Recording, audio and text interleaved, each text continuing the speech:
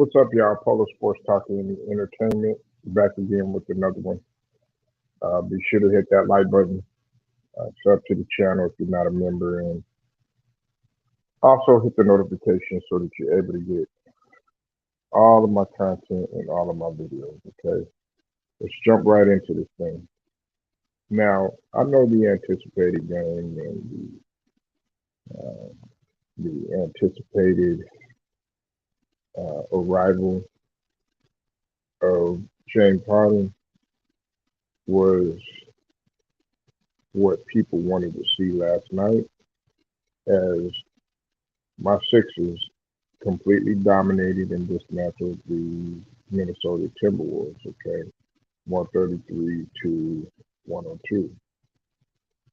Um, Look, it's one game. Okay, and while I'm impressed with uh, the win more than anything, what I'm not impressed is by what James Harden did. You know, yes, he played a good game. He had 27 and 12. You know, and Joel Embiid had 34 and 10, and Maxey played an excellent game, and that's what people wanted to see too, is because he had 28. People wanted to see if his game was going to be, distracted by James Harden. Now, of course, we're just talking about one game, like I said, so we'll have to see what happens over time. And for the Timberwolves side, Carl Anthony Towns, he led every all scores on the Timberwolves with 25.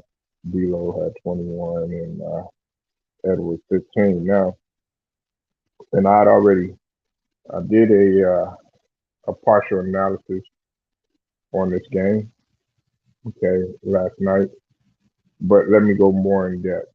Now, what's up with it, Stephen Green? I see you in the building, man. I'm pressed too.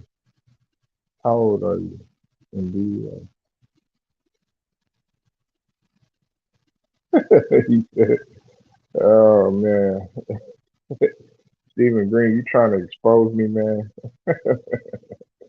Oh man, nah, brother, I'm 39, man, 39, man. But I feel great, you know.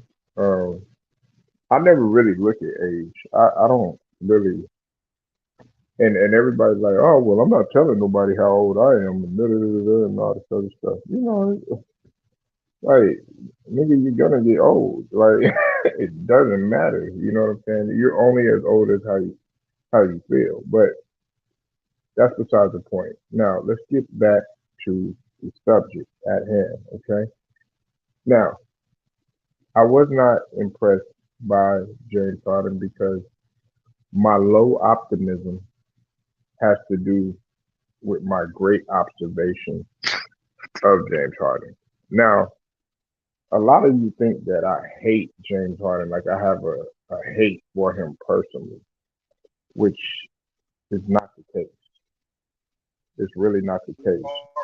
What is the case is the fact that James Harden, over time, his game has, and I'm gonna let you go in a minute, Stephen Green. Just bear with me, okay?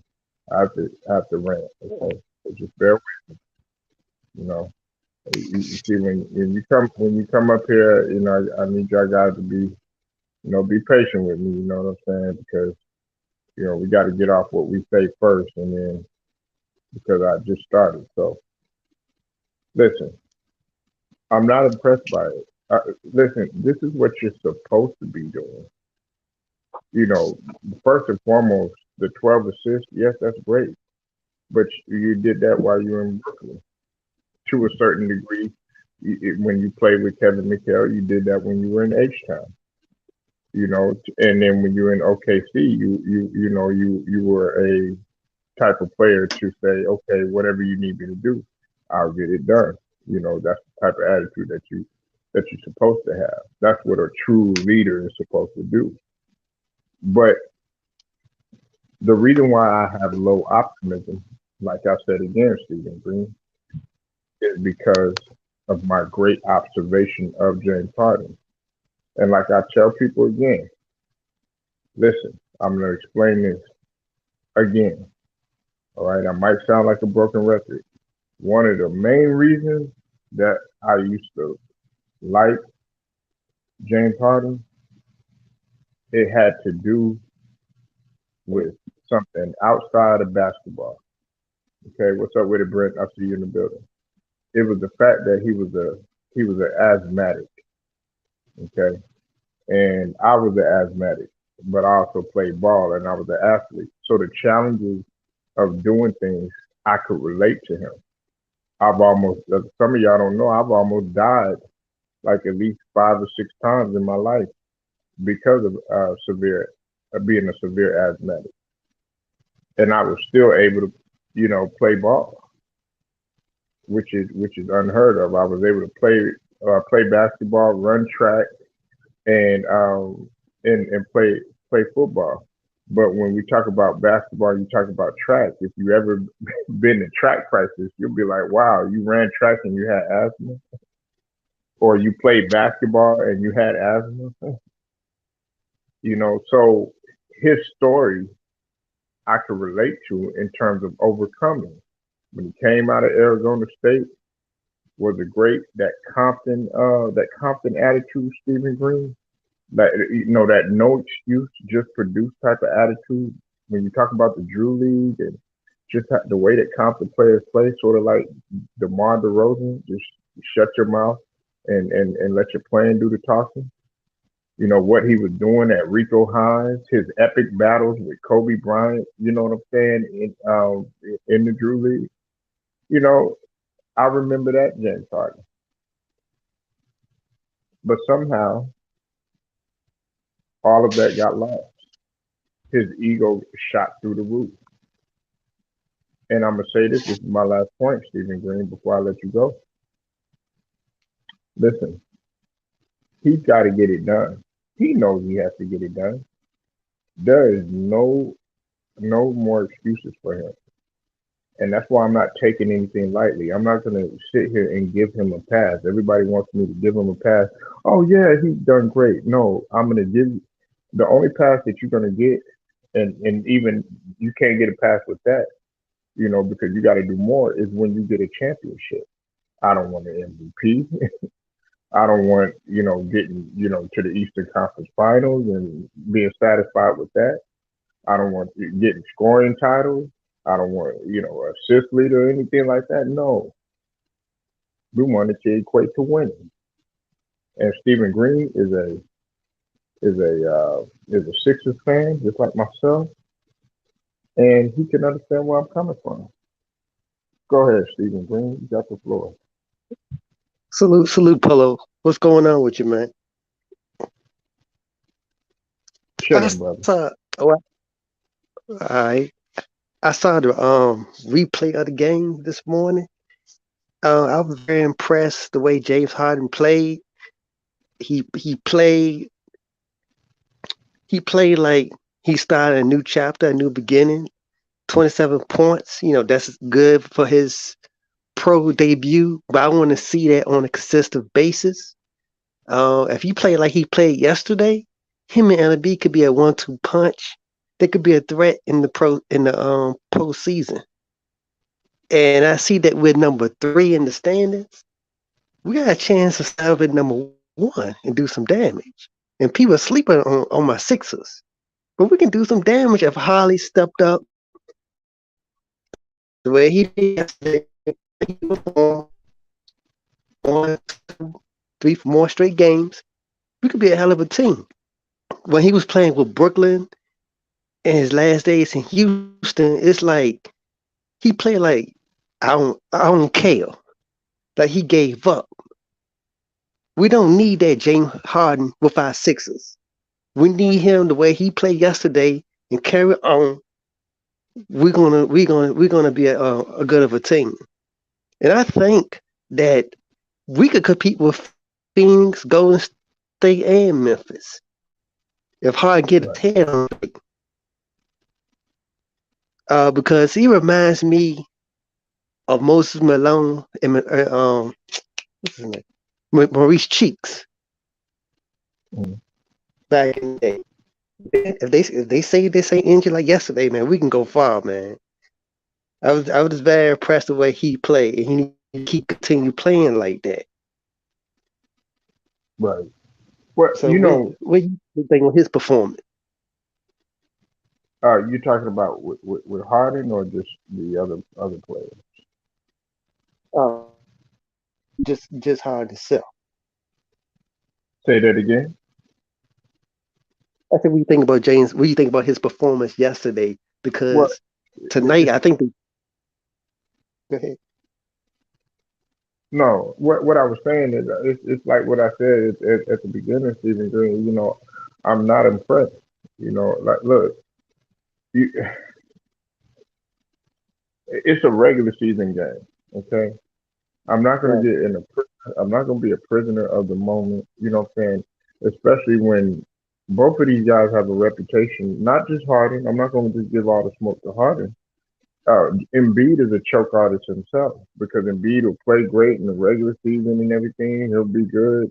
Here, MVP candidate, all this other stuff. Then get to the playoffs, and guess what happens? Then he folds. You know what I'm saying? Along with him and Ben Simmons. You know, Yes. look, I'm not going to sit here and celebrate a win against the Timberwolves. Now, is there great potential? Like Brent said right here, he said Sixers got high potential, but there are a lot of issues too. He's on point with that. There's a lot of issues, especially when you talk about the coaching. Another issue, also while Maxey he played good yesterday, Stephen Green he had 28 points. You got to be worried about that. You don't want James Harden to come in there as a disgruntled veteran and stunt the growth and the potential of a Maxi who's starting to emerge right now. And the thing about it too, Stephen Green, and I know you can agree with this, we were winning without James Harden.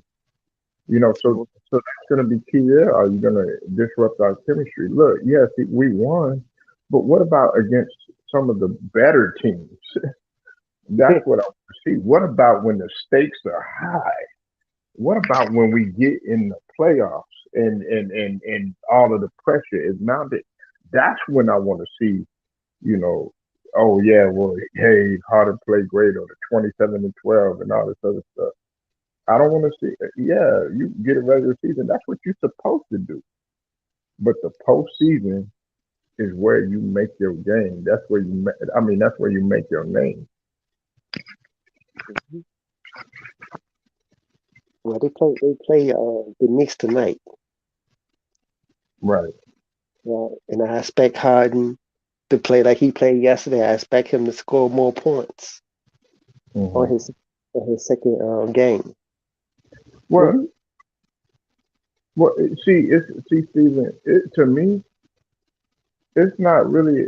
Listen, yeah, he could score and everything, but it's not really even all about scoring because you got Joel Embiid that could get it done. You got a guy in Maxey that could get it done. You got Tobias Harris that could get it done. When they're really on it and stuff like that. What you need to do is you need to do what's best for the betterment of the team. You know what I'm saying? And all this like, yeah, I gotta score, I gotta score, I gotta score. Dog, if you had less of that mentality and was more concerned about facilitating and making sure your teammates share the ball, setting the table, things of that nature, but let's say that's not working, but you need to take over or something like that. Okay, be that second option. But the days of you, oh yeah, I gotta dribble, dribble, dribble, dribble, be that first option, stuff like that. You've already tried to prove that you could do that, but you failed at it. you know, how did what's the other guy we picked up? How did he play yesterday? Who Millsap? Nah, Millsap didn't. Millsap is done. Stephen Green. He got in there and he and I used to like Millsap. I don't want people thinking that I didn't like Millsap. I mean, he only played a few minutes. I think he played 12 minutes only had 3 points. That's not; those are not Millsap numbers. You used to Millsap, over time. You remember Millsap, especially when he was with Atlanta and Utah. Millsap was always good for, like, he was like a 16, 17, 18 point guy, and Yes. shooting around along the line of 50%. You know what I'm saying? In double figures, and would get you rebounds. There was a couple years, a couple seasons when he was close to double digit rebounds. You know, Right. not very many people realize that, but he's aging. I think where you really started to see him kind of age, Jimmy Green, was, I would say, it was like in about 17 or 18, 2017, 2018. That's when you really started to see him decline because he had that injury. He had that injury when he was in Denver in 2017, and just hasn't been the same. Right. And that Willie Stein, I think that's his name. Yeah, Um, Willie he Collins. he just he just a role player. Hmm. I don't think we didn't really need him. He just a role player off the bench. I I would have been better off getting a guy like last night. I know you've seen the Lakers and the Clippers. See, I would have rather have a guy like Covington, or like a Christian Woods, somebody like that that's going to really give you that firepower. Because Christian Woods is a great rebounder. He can also stretch the floor, and he can run the floor too, and is very good in the paint. Even though he's skinny and everything, he don't mind getting in there and banging with you. And that's the same thing with Robert Covington. Robert Covington can hit the shot. He can also get in there and penetrate, and he's a good defender. You know, he's a better defender than what people give him credit for. Because look at last night, he locked up several of the Lakers players last night. Yes, I saw that. I saw that game yesterday. Hmm. LeBron was But telling everyone, and what I saw, his right foot did touch out of bounds before Covington touched. He tried everything to get the referee to change it. So don't rely on referees. Make the plays. Make it happen. The penalties and let you the breaking you breaking real bad, Steve.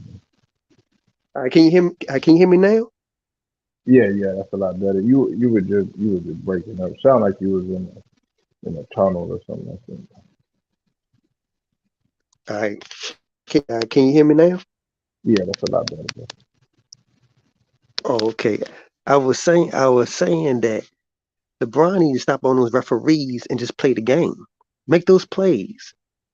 And stop relying on those referees. And then when the Lakers lose, now it's the headlines about the Lakers and the management.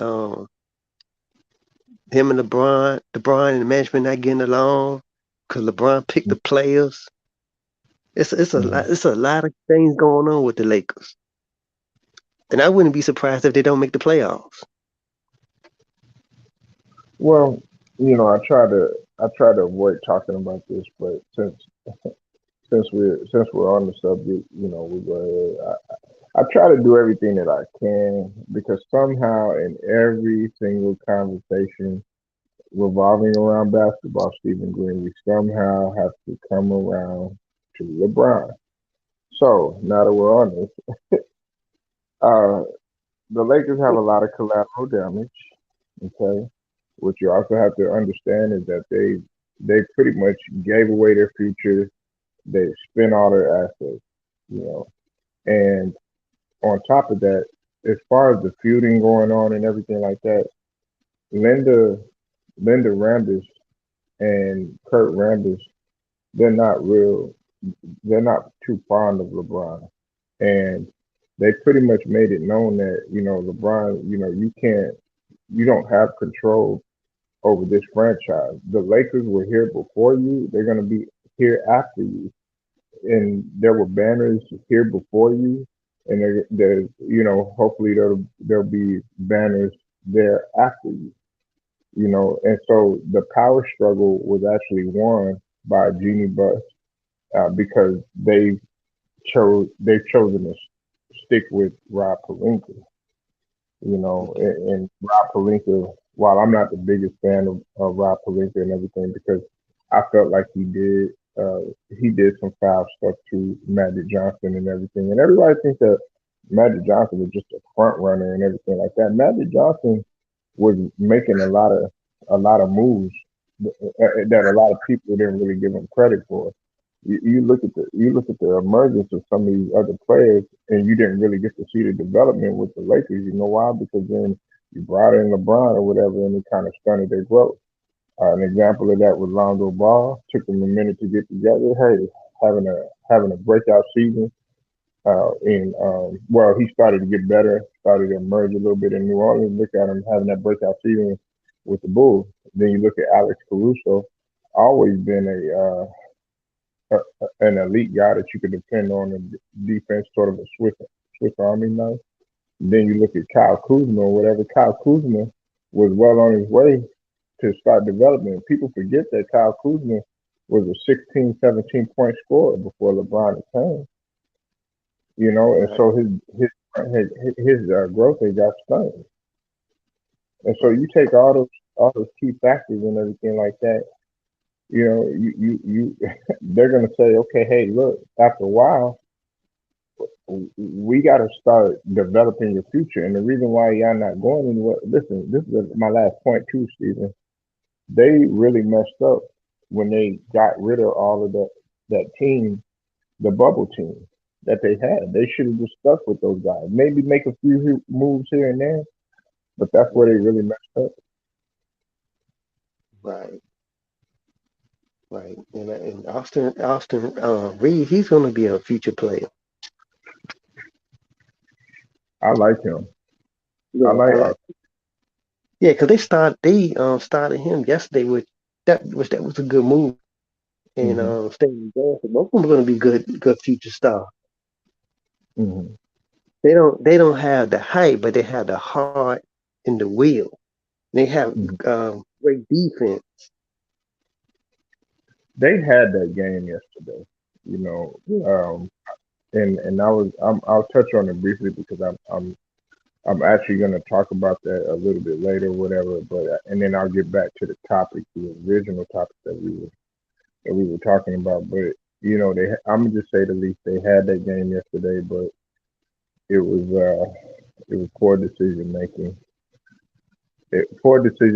and poor shot selection down the stretch. So that's that's pretty much that.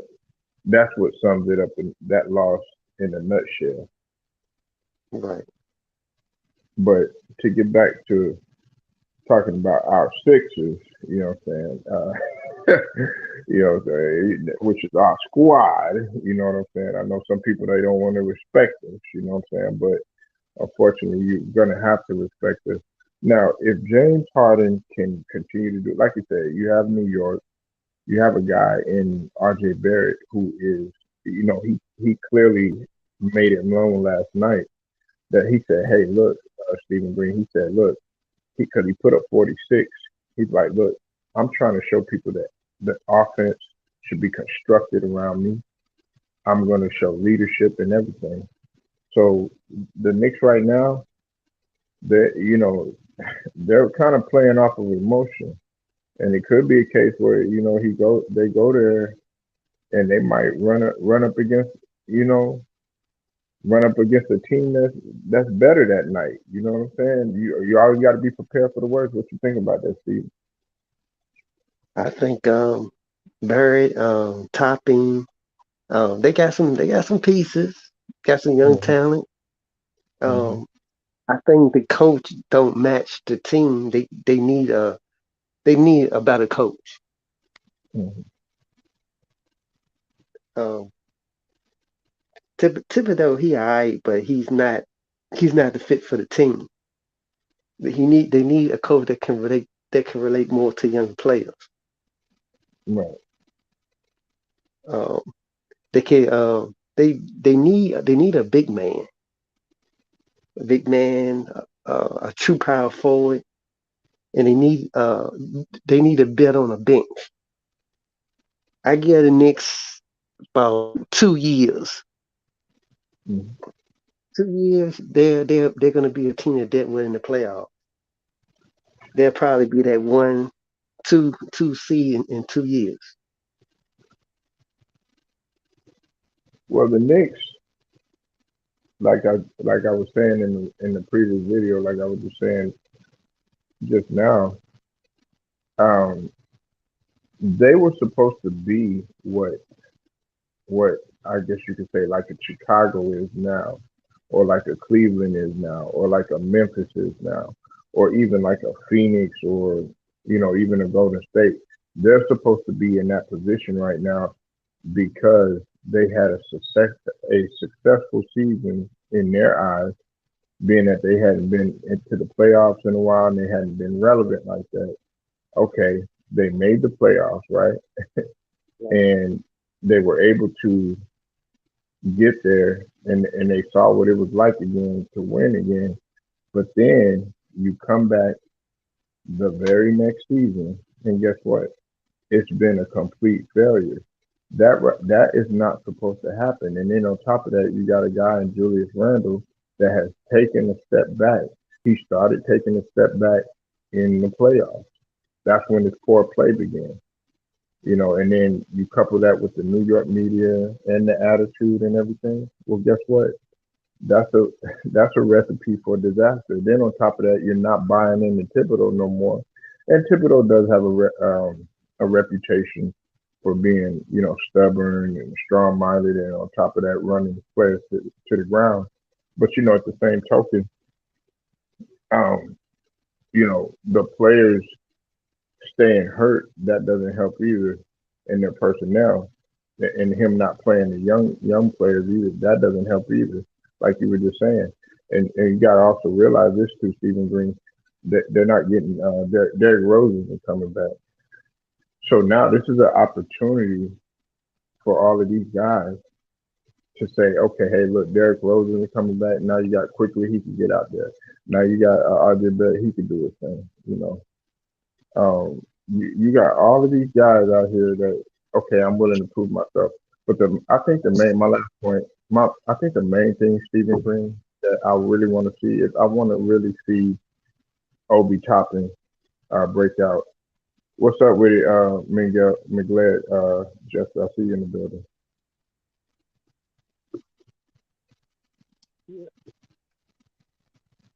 He's gonna break out. It's coming. He's gonna break out. He's gonna break out 40, 50 points, probably couple of triple doubles. What? You think so? Yeah, I mean, over top of that, he's gonna He- be that good. He remind me of Sean Kemp. Like another Sean Kemp.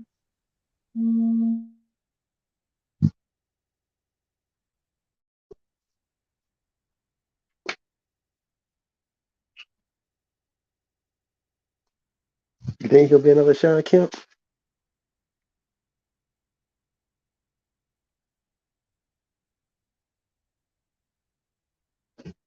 Hello,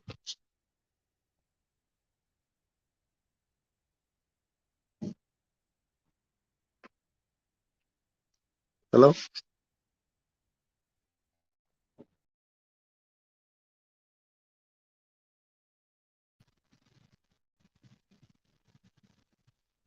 oh my bad, I fell out. You said Stephen Green.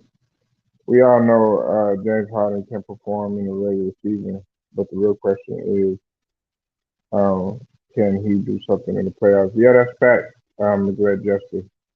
Yeah, see, I look at like regular season and what's up with it, Omaha? I appreciate your birthday wishes, man. Thanks so much, bro. Uh, it, the regular season is it's a time for you to get all of your stuff together. You know what I'm saying? And then on top of that, you're getting a lot of chances, especially if you're fighting for a thing like the play-in. That's a blessing in disguise, but it's also it could be a blessing and it could be a curse because at the same token, if you're a team that's projected to be at the top, but you're fighting for the play-in or whatever, well, guess what? You're cursed because it's all right, Stephen Green. Come back when you can. It, you're gonna be kind of cursed because it's kind of like, oh snap, we're under the most pressure because we were. It's just like the same situation that happened with Golden State. Even though Golden State was shorthanded, they had new players. They were trying to figure out the system, things of that nature. Guys were on the same page and everything. Of course, guys weren't there. Then okay, you know, they could only do what their best what they had to work with, but still there was still expectation because you had Steph Curry there, and you know people were looking for Steph Curry to capitalize in that situation, and they also had Draymond Green, so you didn't have any excuses, you know. But you know it's time out for the excuses. With James Harden, he has no excuses. You've been on three different teams in the last couple seasons. Houston, okay, you spent the bulk of your time in Houston, but now you're starting to become you're starting to become a team cancer journeyman, if that makes any sense.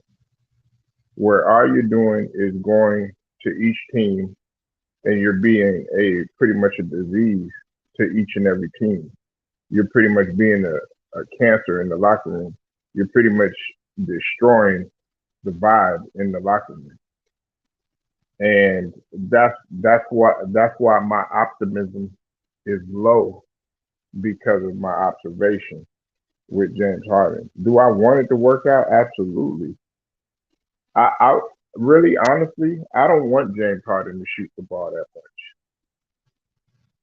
If he's doing like spot up shooting and just maybe one two dribbles and then get to the rack or something like that, yeah, that's fine.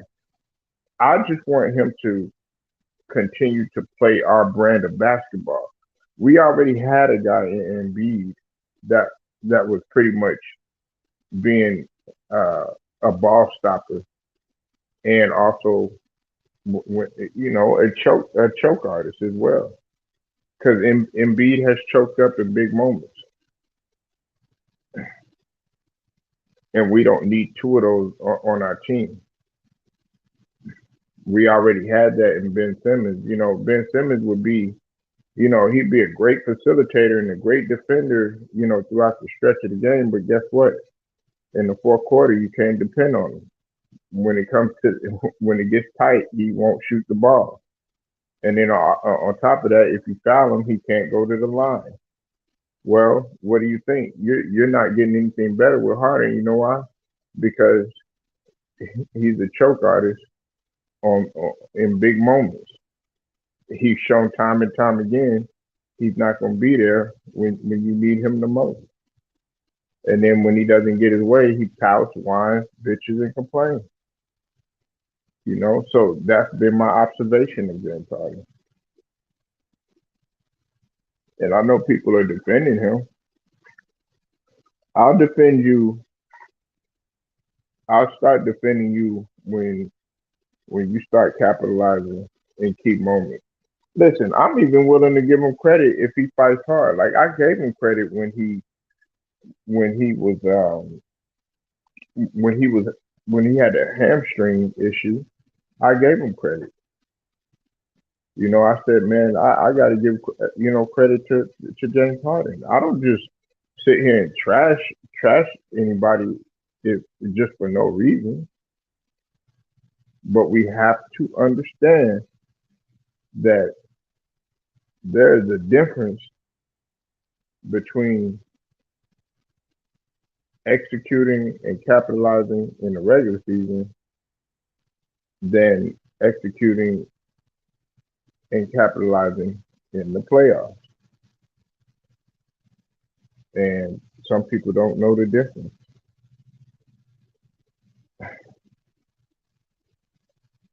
So y'all let me know what you think, man. I'm getting ready to roll out of here. I appreciate Stephen Green for stopping through. Jester, appreciate you coming through. Omaha, Casey King, Brent, all of you guys, man. Appreciate y'all. Polo Sports Talking Entertainment, man. You know I'll be back with y'all later.